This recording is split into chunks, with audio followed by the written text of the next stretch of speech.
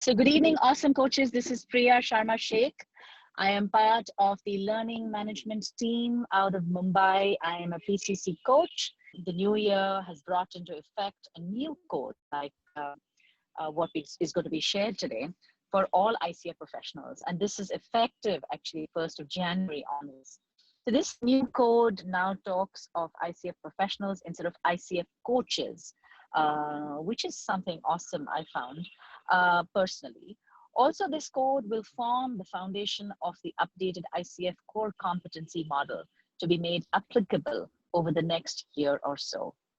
So what does this mean for us as professionals? What should we do differently from now on? When does the code apply and under what circumstance? These are the things that are going to be shared by our guest speaker, Dr. Michael J. Marx. That's MBA, EDD, PCC, CPCC. So with that, I welcome you, Michael, to take the floor and take it away from there. Thank you. Okay. First of all, it's an honor to be here as the sun rises out of my window and sets maybe in yours. So from a different, literally on the other side of the world from each other, we come together, and it's because of ethics. And I find that the ethics community in ICF is outstanding. I have never been in an association of people so dedicated from the heart for advancing their ethical behavior. And I say that in a way that the folks we have at the center of the ethics community are very much dedicated to being good coaches. And being a good coach means also being ethical. We had a discussion yesterday how, when the organization first got started, ethics was a lot of do's and don'ts, and let's see if we can get you into trouble. And in the last 10 years since I've been a part of the ethics community, it's turned much into a loving community that is looking for not ever punishment, but education and helping people. So we're very happy to give this presentation. And I would also say we're very happy to revise the code. Yet on the other hand, it was a lot of work.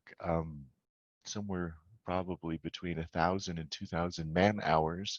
The total of all the participants went into getting this code. So what I'm going to do in the next minutes is first present a little bit on how the code came together, highlight a couple of changes kind of from a big perspective, and then jump into the code. If you're at a computer, you can find the Code of Ethics. I'll put this in the chat at this link, basically the ICF website /code -of-ethics. And I will now share screen. Okay, so moving right along then.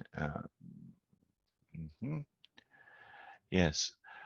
Some of the background information, there was a committee where I was 60 people, staff members, 23 people on the code review team. We spent 12 months on the project. We had 3 sub-teams, of which I was the leader of one of them.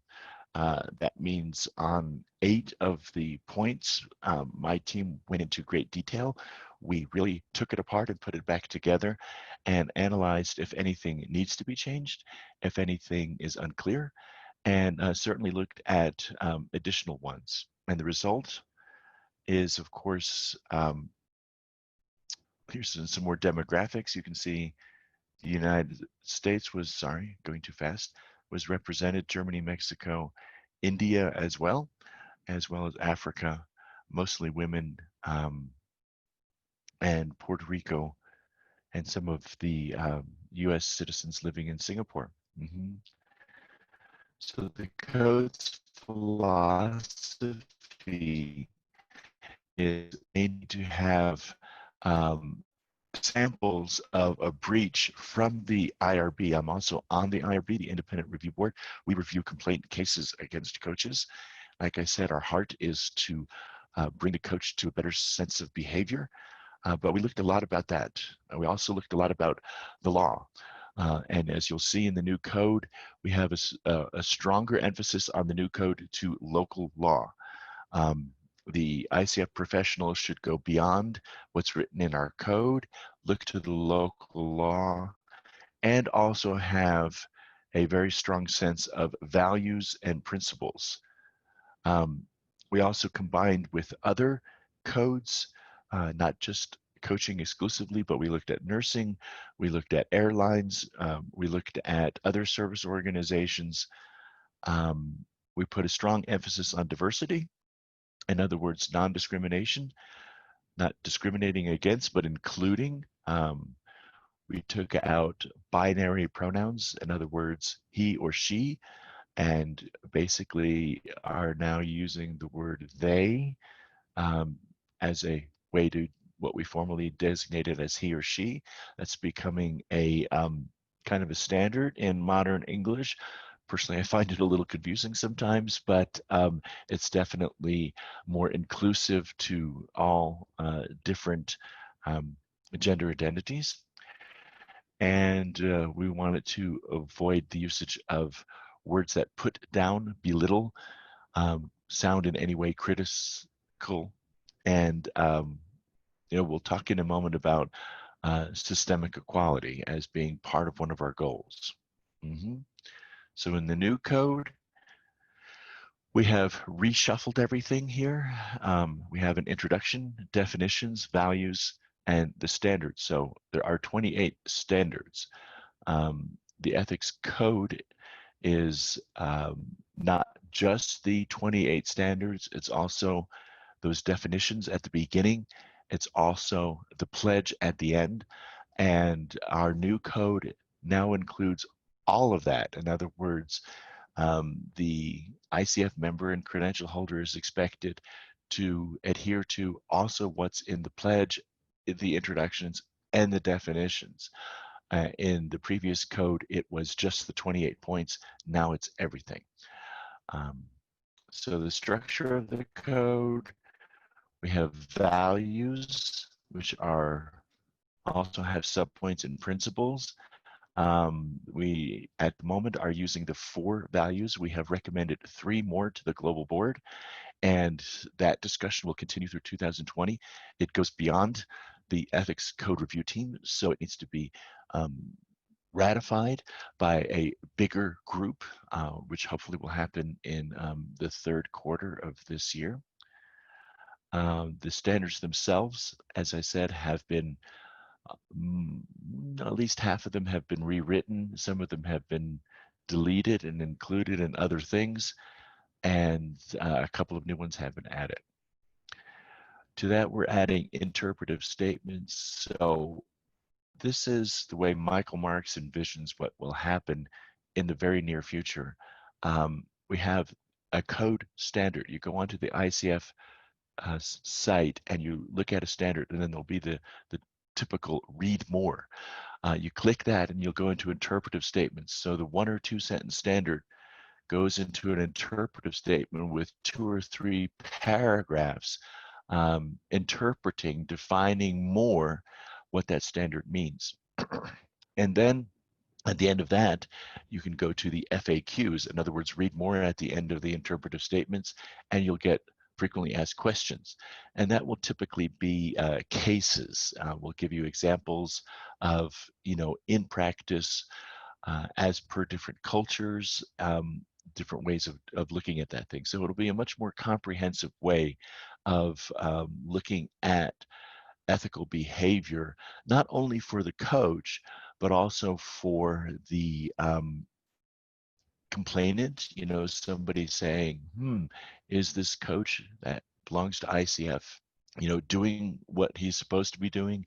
So we wanted to make the entire system more accessible to absolutely everybody. You have to recognize that the ICF Code of Ethics is by far the most quoted, the most cited, the most researched code of ethics on coaching in the world. It gets more references and more academic articles than any other code that we know of. Okay. So just to give you, I'm not going to go in this detail here. The old one had part 1, 2, and a couple sections here. We've reshuffled everything, as I mentioned, and really only 3 standards are new and 3 standards have been incorporated. But otherwise, it's the same code, but more modern, and as per the point of this presentation, much more inclusive of larger topics representing the modern age, in other words, 2019, 2020. So we'll go into that, what is actually different here in just a moment. So 2 very important definitions that have been expanded is the client, a group or team or individual being coached, mentored, or supervised, or the student of a coach being trained.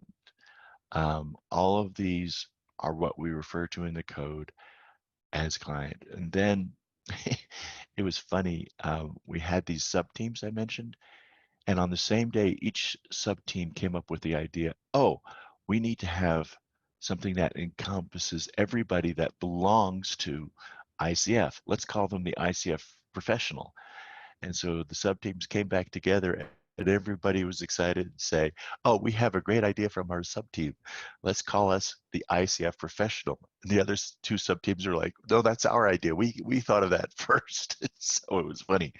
But an ICF Professional is now an individual who represents themselves as an ICF member, an ICF credential holder.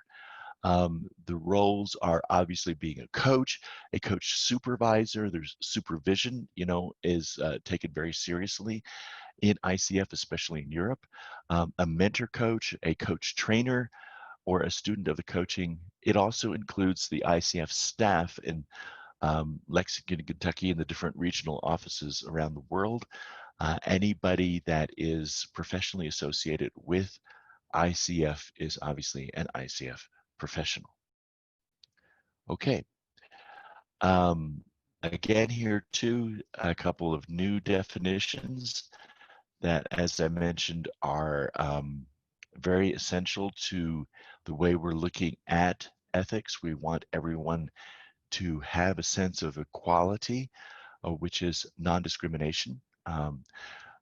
And we're also looking for that coaches are aware that there is systemic equality, in other words, societal equality.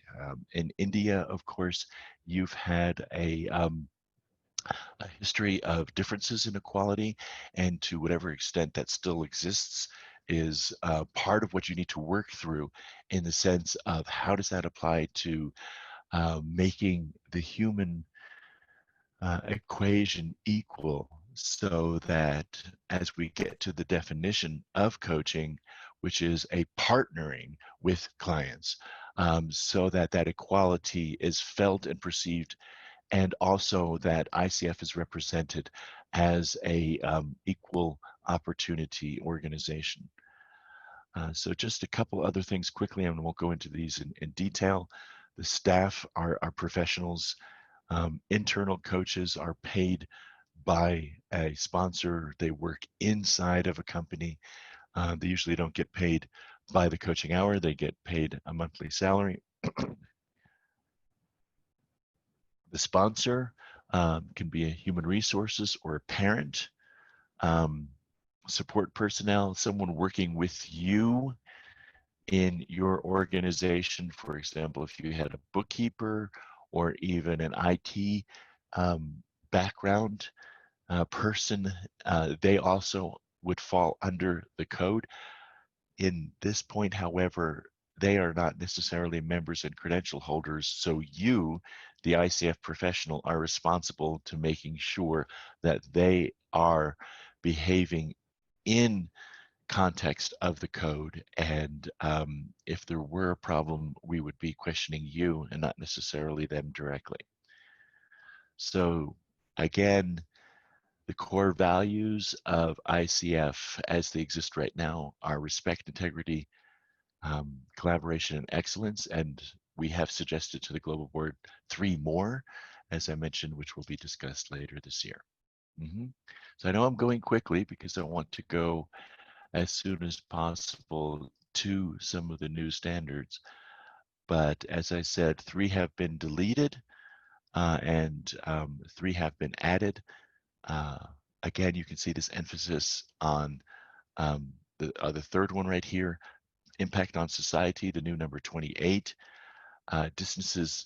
differences in power distance, kind of the Hofstetter, power distance change. You're recognizing that there are positional differences in most organizations here, yet in the coaching conversation, we want that to be as close to partnering as possible.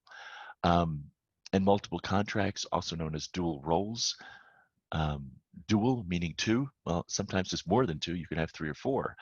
And we want you to be more sensitive to that. So those are some newer definitions in there. Q&A will come to at the end. Just for reference here, this is the headquarters for ICF, the Coach Federation. You can also always send an ethical question to ethics@coachfederation.org.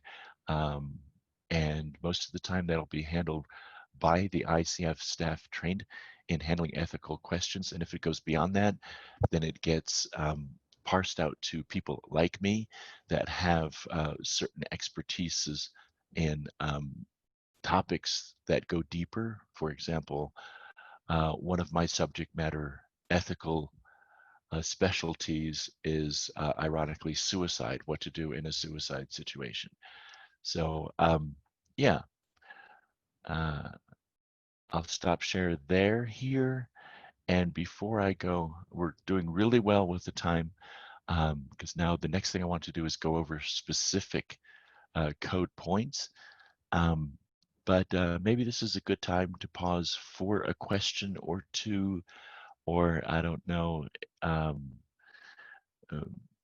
PR, if you wanted to, some people give a code in the middle. Is that what you do in this one, or just give it at the end? If there is a burning question, then we bring it up. Otherwise, I think it's best that we take it towards the end. That would serve the purpose best, if that's okay with you. Absolutely.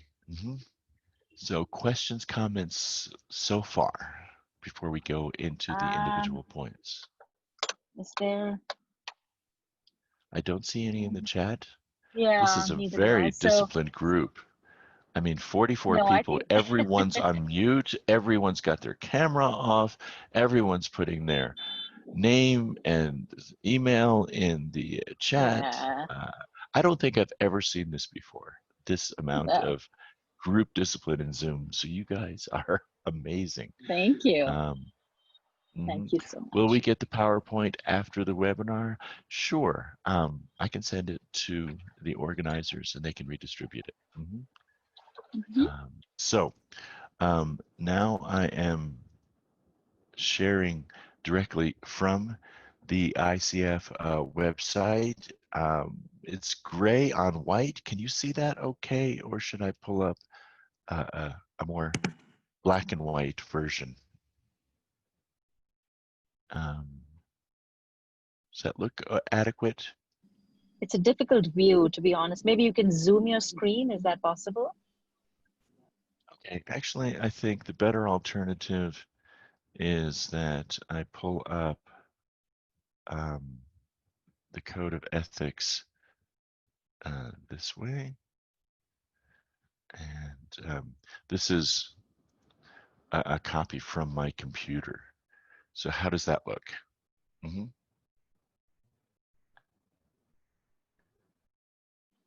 Yes, much better. Okay. Right. So again, here, this is the same thing as per the ICF Code of Ethics, and I will repeat this and put it back in the chat. Good. So we have the introduction, and as I said here in the previous, that was just an introduction, kind of warming you up. Well, now it's also part of the code, and this sentence right here that I'll emphasize demonstrates ethical practice, understands, consistently applies coaching ethics and standards of coaching ethics and standards.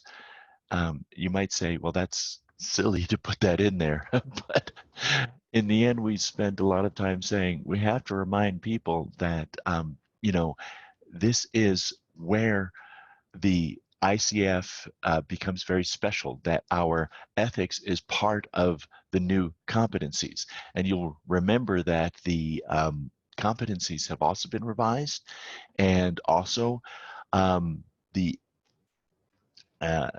ethical behavior is now part of that section in the competencies that says who the coach is. The competencies also now has two sections, who the coach is and what the coach does. And we consistently apply coaching ethics and standards. So all of these 28 points come into the way in which the competencies should be exhibited. This does not mean that everyone coaches the same way. Far from it. I think that if you'll examine the competencies in their new form, you'll see that it's actually much wider. It's fewer words, fewer competencies, but a much broader spectrum. And that's the do. But who you are is a new emphasis that we're adding here, because we're wanting everyone to realize it's not so much what you do, but who you are. And to quote my good friend Terry Belf, one of the founders of ICF Ethics, she talks about how we behave. Behave is spelled Behave, which is how you, the be plus have equals behave.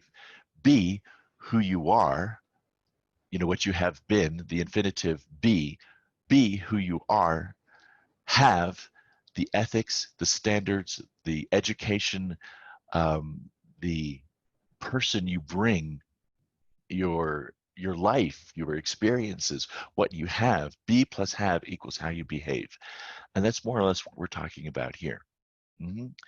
So we have in the introduction an emphasis on working in situations that are very diverse, and we want people to have in their hearts this ethical behavior so that it will interpret correctly in the actual performance, in the do. What this basically means, and from my perspective, are two things. First of all, that before you act, before you make a decision, before you do something, think about, is this ethical? Most ethical dilemmas are in a result of being careless. In other words, not thinking it through. I was speaking to ethics with one of my friends, and he said, "Oh, that's like when I was in college. We had two ethical dilemmas." I said, "Oh, really?" He said, "Yeah, there were two things in my university that would always get you in trouble. And the first one was if you said to your friend, 'Watch this,' then the next thing that happened was probably going to be unethical." He said the other one was, "Hold my beer." And if the two sentences came at the same time, then there was probably going to be an ethical situation occurring. But there's something to be said for that here, is we're wanting to be impressive. We're wanting to, you know, have people like us, and so we'll often stretch things beyond what they actually should be, for that level of acceptance that we need as humans. But you know, it might not work out. So that's the second thing that comes to my mind, is always do what's best for the client. if you have the client as a perspective, when I look at cases in the IRB and I see, violations, I just think, oh, if the coach had actually concentrated on the client's well-being before their own, it would have worked much better. So again, here, not thinking tends to be the cause of a lot of ethical mishaps here. So what is the remedy? I think you can put one word as the summation of the remedy. In other words, the behavior that works for almost every ethical consideration, and that word is respect. If you have respect for the client, everything will work. If you have respect for the other coaches that you're competing with, respect for the companies that you're working for, respect for the society that is also looking at coaching as a new industry, sometimes with gratitude and a welcome spirit, but often in many places, it's very new, coaching is, and so it's looked at suspiciously and possibly even as a threat to other professionals. So having respect is the key. So some key definition coming in here. Again, some of these I've already highlighted, but I want to make you aware of them.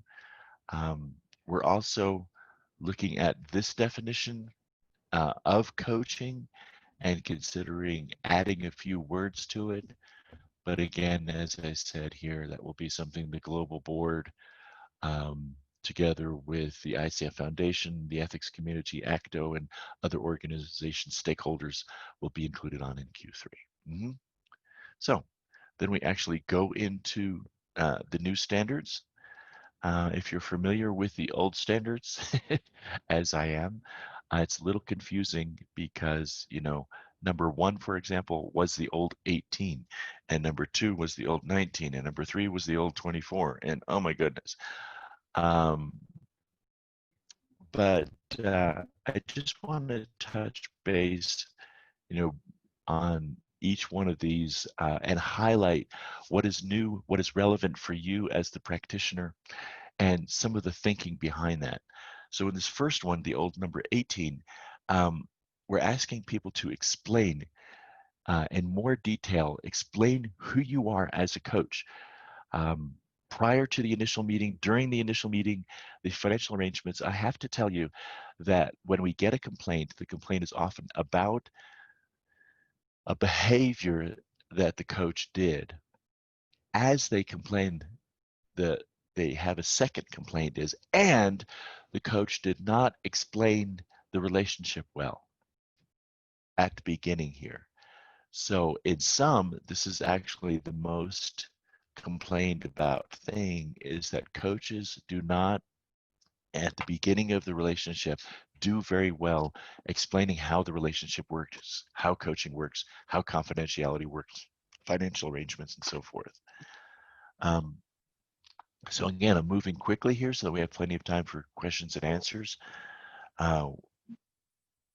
Number 2 basically goes into that point, saying that we want you to create an agreement or a contract. My preferred word is contract, but the preferred word in ICF general is agreement. But nevertheless, that coming together of minds where you say, we will enter into a business relationship. Now, in most cases, we recommend that be in writing. However, in some cultures, a written contract agreement is offensive. It's a sign of mistrust or distrust. And so we recognize that verbal contracts are just as valid in most places. However, in the West, particularly Europe, there's even a legal precedent for having a written contract. Okay, so number 3, the old number 24, and we also thought we want to get some of these, like I said, right up front, because as humans are. They don't always read everything. Sometimes they'll read the first couple of them. So number 3, we wanted to put confidentiality very much here. We have other points, other standards that go into a little bit more detail. Yet at this time, we wanted you to see confidentiality is paramount. Confidentiality is absolutely everything, except where local laws um, that pertain to personal data and communications. Um, and for example, one of those things, as in my um, subject matter expertise area with suicide, there are a lot of laws. I don't know what the responsibilities are in India. Maybe we can discuss this in the Q&A for reporting when somebody says, I'm going to hurt myself or hurt others, or there's the child abuse, there's something going on that is hurting somebody that is, underage. That's also, those type of things here that you should know your local. So we're heavy emphasis on local law in the new code. Moving on here. Um, yeah, that confidentiality in number 4 um, is exchanged, especially like in a sponsor relationship. In other words, there's 3 parties to the contract: the coach, the client, and the sponsor being human resources or a parent. That there is a better, clear understanding on how the information is going to be given back and forth. My personal tip is always let the client do the reporting as much as possible. Um, I personally try to avoid ever informing human resources or a parent sponsor what is going on in the coaching relationship. I highly encourage that that be done by the client, for example. Okay, I'm going to jump down to number 6, the internal coach. We hadn't really emphasized that in the old code, but increasingly coaches are being hired. In other words, they have full-time jobs inside of a company to be a coach, where it's part of their job description, coaching. It's written into their daily tasks. In other words, they're being paid for it. So in their, even though they're getting a salary, not an hourly per session wage or fee, they are getting paid, and it's part of what they do here. And it's about 10% of our membership, which is significant, but it's also about 60% of the confusion when it comes to confidentiality and contracts and that exchange of information. So stronger emphasis there. Stronger emphasis on the storage of records and technology. Um, one of the things that we're all becoming very keen on is Siri and Alexa. These recording devices that sit in the side of your room, and you say, "Hey Alexa," and she does whatever you want, right? Well, that's also being sent to the service provider, and they're recording everything that's saying here. So you have to be sensitive about that. There might be a cell phone in the room that is also taking in all the information. Be sensitive about that. In other words, that the people involved in the coaching relationship are aware that this could be transmitting. Obviously, the safest thing to do in such situations is to turn these devices off. Yet at the same point in time, most of us find that we never thought about the simple fact that having a cell phone that's attached to Google might actually be violating the confidentiality of the relationship of the client conversation. So this number 8, again, a little stronger. We had this old word here. There might be a shift in value in the old code, and we wanted to make that stronger here. That the relationship isn't going as it was or as it was anticipated to go. And I always think about my first mentor coach. Um, not every time he coached me, but like every third or fourth time, he would say at the end, after we were done, after we talked about takeaways, after we concluded the coaching conversations, he would say, Michael, how is the coaching relationship going? How are you and I doing? Um, and I always was very impressed with that and have continued his practice through all these years and have seen that, every now and then it's good just to do another check-in with the client. And again, in the IRB complaint cases, we have seen that this is usually where things derail, where you get separated from your client here. It was going well, it's not going well. The coach is not being sensitive to the shift in the desire, the uh, relationship staying on a parallel track. So a check-in is highly recommended. Mm-hmm. Good. So number 9, again, a little bit stronger than it was before. If it's not going well, end the relationship. However, keep in mind, you should never abandon the client.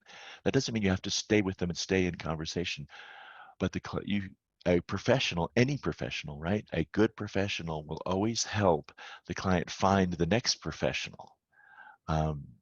So, one of the things that is new for this code here is either one of you, the coach or the client, can end the relationship for any reason at any time.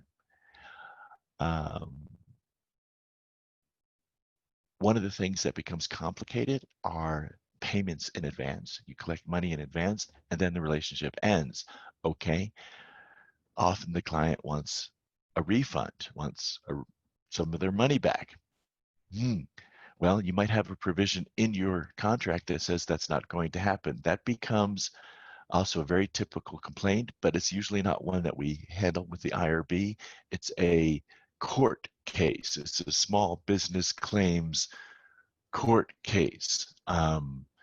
So we often find that to be, sticky in a lot of situations. Personally, I bill after the fact for largely that reason. I don't want anyone to be confused as to whether I owe them money or they owe me money or anything like that. So I usually bill after the fact, but I know that I am in the minority of coaches. Most coaches will bill in advance, but again, to repeat, it becomes a little sticky if you have to give that money back. Mm-hmm. Okay. As I mentioned, there's a stronger emphasis on multiple roles, being very sensitive to avoid a conflict of interest. Usually a conflict of interest happens when what I said earlier here, your interest is above the client's. So if you're always putting what's best for the client ahead of yourself, for example, you might have an extra service, an assessment, or I don't know, a tool that you could sell in addition. We have found, however, though, that if the client feels pressured to buy an additional item from you, that becomes a small conflict of interest. Client begins to wonder, is the coach just trying to make more money, or is the coach honestly recommending something that they feel is best for me? So it actually becomes very sticky because the coach almost always says, oh no, this is just the best idea for the client.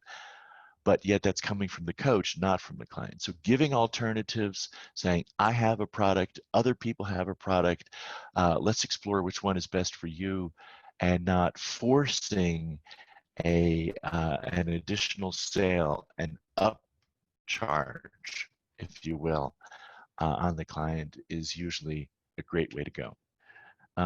Moving on here to number 11, let me scroll up.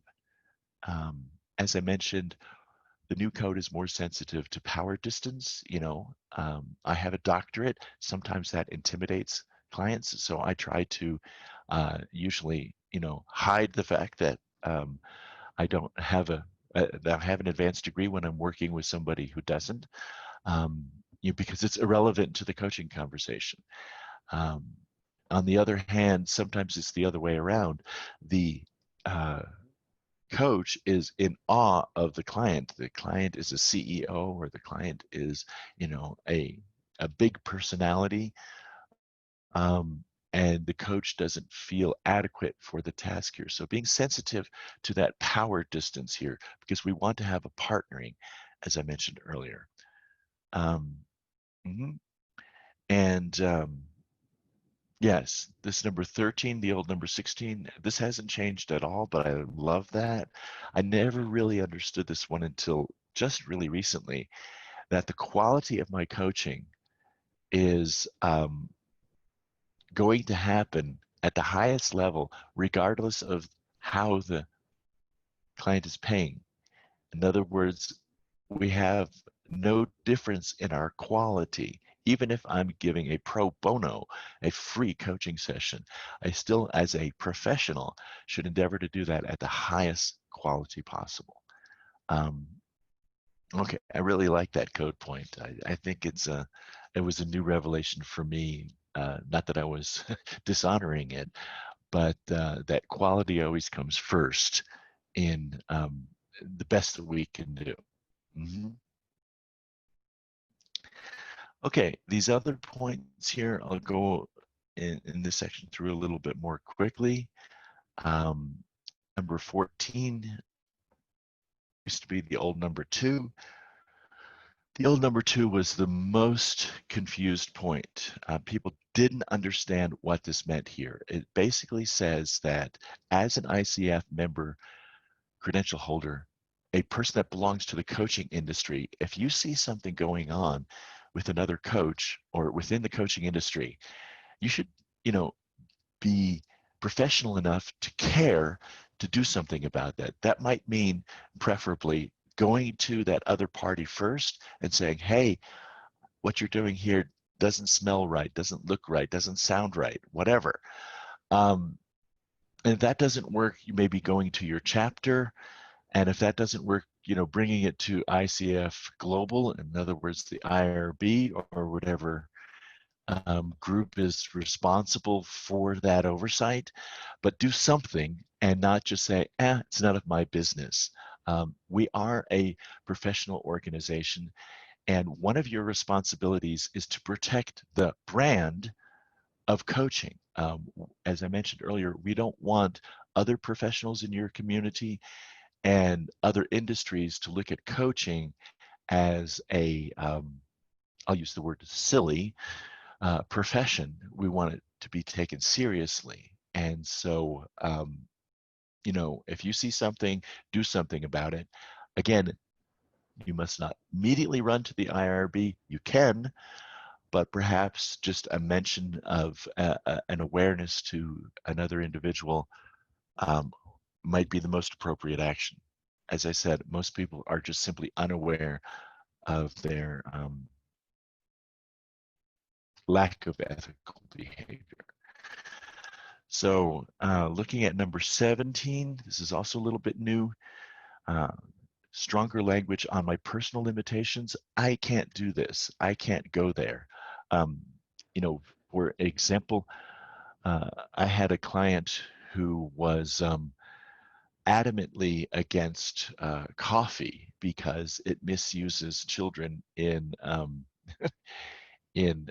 South America, and he had seen that live. He was, very moved with how children sometimes in South America were being abused in the coffee farms.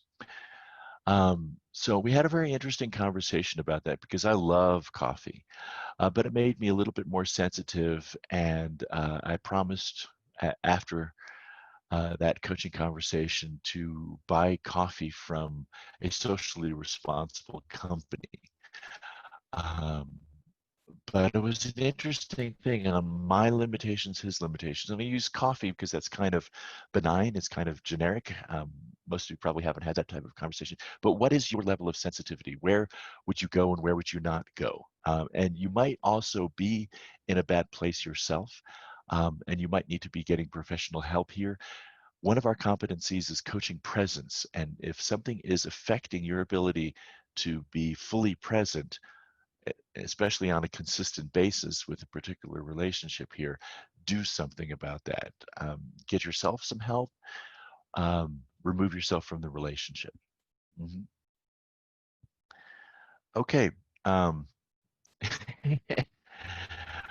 Responsibility to professionalism. As I mentioned here, we're protecting the brand of coaching. And the old code said avoid having sex with your client. The new code says don't have sex with your client or the sponsor.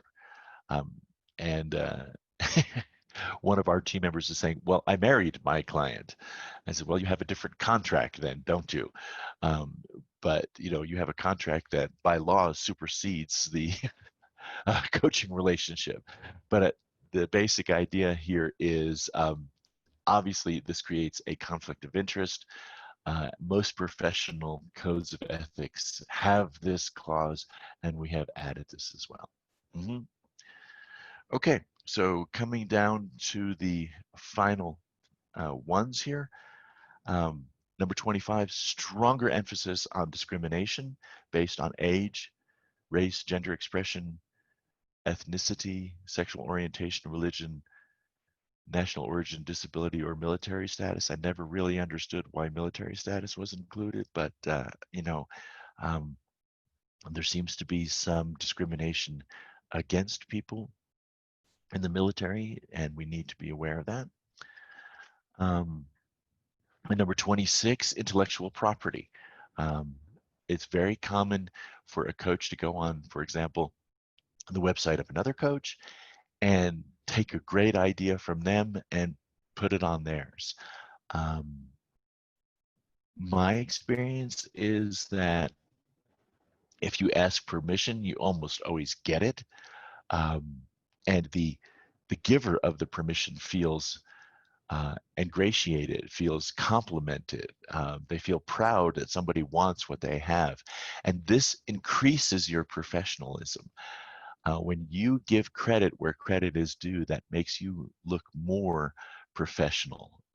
Sometimes I hear people say, well, they have great ideas. I don't have great ideas. If I'm always borrowing ideas and telling people that my ideas come from someone else, that's going to make me look bad. Quite the opposite. It makes you look more professional.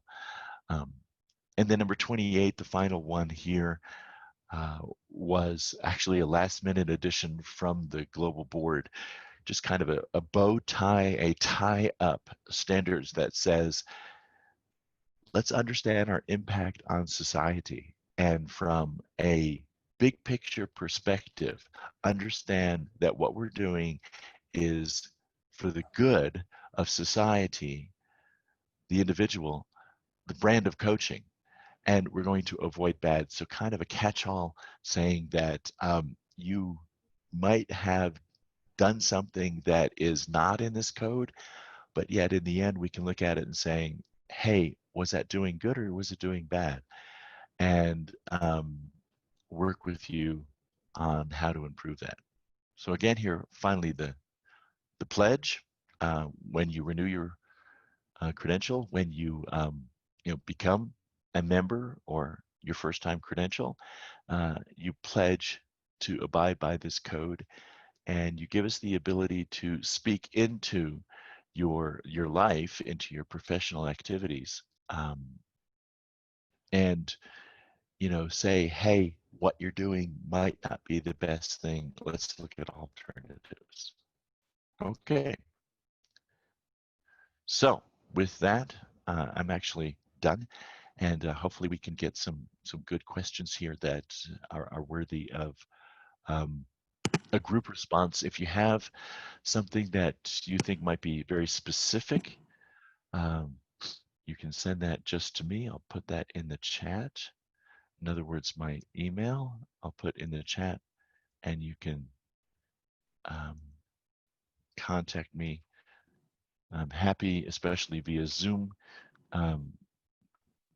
With India, of course, the time difference here, I'll give you my calendar, which will adjust to your time zone. And we can always set up a time to talk if that's your preferred way of communicating. Questions then?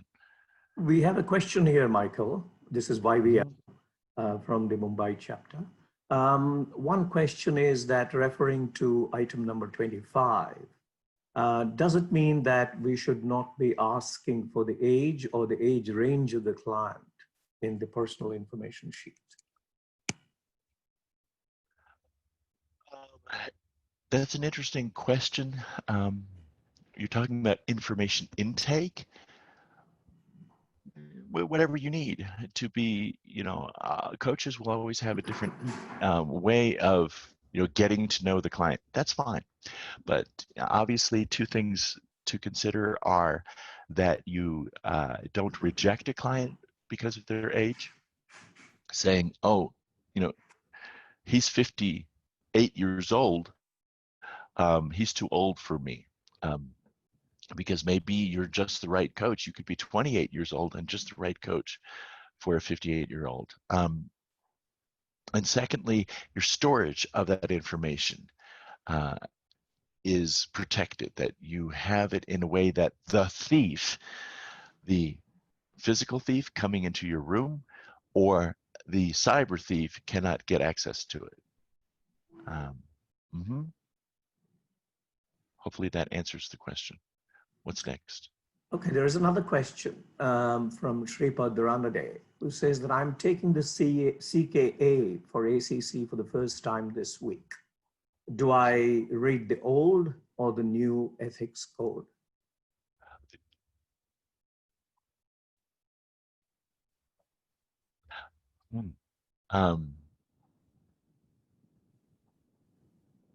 The old one. I had to go through. I don't think that the coaching knowledge assessment, CKA, has been adjusted for the new one. It's too new. But what comes out as questions are pretty much the same. I mean, I don't think in the next edition of the CKA, the questions are going to be really different at all. Maybe just a little bit more on things like technology, confidentiality, and certainly discrimination, but probably not. Okay. There is another question here from Anne Prabhu, who says, what was the trigger for revising the code? Oh, excellent question. It's bylaws. Every 3 years, the code gets reviewed to see if changes are necessary. We want to have an active code.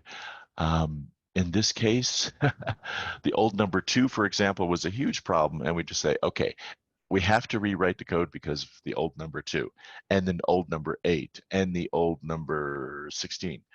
So at least 3 of them have to be revised. So since we're going to be actually changing the wording, let's see if we can do a comprehensive change. And hopefully we're all hoping that when the next review comes on, we can just say, okay, it's good enough.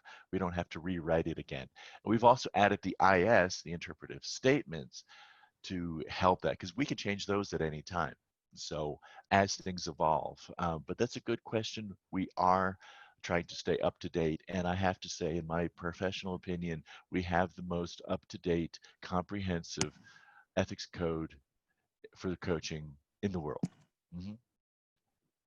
So I have one more question from Poonam. What is a coach supposed to do regarding suicide or abuse that you mentioned? What is the action that we can take? Yes, hold me back, because this is my area of passion. First of all, any professional, really any human, should be interested in helping the other human stay alive. So I think coaches are great interventionists because we ask powerful questions. We're trained to do that. And we listen well. Those are the 2 things that you need in a suicide situation. The third thing is an action plan. In coaching, we bring clients to an action plan. In a suicide intervention, it's called a safety plan. Okay. That safety plan means referring them to the correct source. it's unlikely that you are the correct source, the correct help person here, but you can stay with them long enough. Staying with them doesn't mean necessarily you're in the same room, although it can. But recognize that the first 72 hours are crucial. And in that time frame, depending on the critical nature of their mental state, they either need immediate help or um, help soon within 72 hours. So where I'm going with that is you should be aware of a way to get the client connected with the correct professional as soon as possible in your area, more specifically in the client's area. Now you say, oh my goodness, that's huge. My client is in Kentucky. How should I know? Actually, I started a nonprofit last week to answer that question. And hopefully in the next 6 months, I'll have a website which will help you with those type of resources. Mm-hmm. Okay, we've come to the end of the allotted time, Michael. There are two more questions. Shall we request the participants to email them over to you and you could respond them, or would you like to take them now? Absolutely. Oh, we can take them now. I have time. Mm-hmm. Okay. One question is with respect to item number 19, the ethical standard about privacy of contact information. Does this extend to the log of coaching sessions required for ICC, PCC credentialing? Well, actually, that's not number 19. But yes, understand that when you submit your log, it will be reviewed, processed, stored for not more than 3 years, and then eliminated. So ICF will keep the log that you submit under strict confidentiality. I don't think there's anything held more closely, strictly confidential in Lexington, Kentucky ICF headquarters than that. Hopefully that answers your question. Mm-hmm. And one last question from NSIR. Will it be ethical not to reveal what position you hold or who you are? This is asked based on the power position of the distance you talked about. That's an interesting question. I think that's very situational. You know, people buy from who they know, like, and trust. So they have to know you, they have to like you, and they have to trust you. And very often your credential, your education, your qualifications play a significant role in the trust. Whereas especially in the United States, your education does not usually come into the forefront of the discussion. So I think you have to be a little bit sensitive to it on a situation by situation basis. I almost never mention my doctorate unless I'm talking to a European client. And quite honestly, I lived in Europe for 23 years. That's why I got the doctorate. If I'd been living in the United States at the time, I probably never would have gotten the doctor's degree because it doesn't have the same trust building factor that it does in Europe. Mm-hmm. Thank you. That brings us to the end of this session, Michael. And I'd message for everyone. Please, I hope you have entered your name and email ID into the chat box. And at the end of the session, there will be a short poll. I'll request everyone to answer that poll, respond to that poll. Michael, many, many thanks from everybody in the ICF Mumbai chapter. It was an extremely interesting session. You really got into a lot of detail, gave us the full background and why the new Code of Ethics was required, and brought it alive by real life examples. So many, many thanks once again from all of us at the Mumbai chapter. Thank you. You're most welcome. Mm-hmm. Yes. And again, please contact me. I also offer anyone in the coaching industry, a free review of their agreement and contract. I do that gladly because I know a lot of contracts are not complete. And if you'd like me to look at your agreement contract, the written one, feel free to send that to me via email and I'd be happy to review it. Thank you. Thank you, Michael, for your time. It's been a pleasure. Thank you, everyone, for attending.